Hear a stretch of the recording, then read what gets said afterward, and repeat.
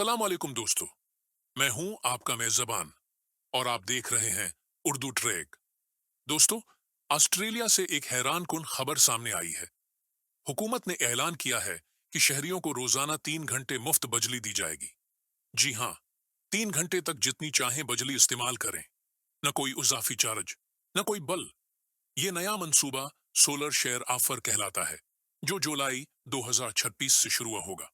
उसका मकसद है लोगों को दोपहर के वक्त ज्यादा बिजली इस्तेमाल करने की तरगीब देना, जब सूरज की रोशनी से सबसे ज्यादा तवानाई पैदा होती है।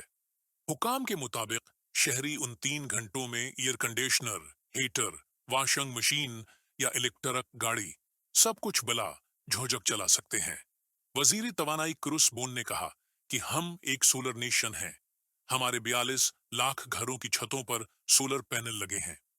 उस सहूलत से फायदा उठाने के लिए घरों में स्मार्ट मीटर होना लाजमी है। अगर किसी के पास नहीं है, तो वो अपनी कंपनी से मुफ्त तनसीब की दरख्वास्त दे सकता है।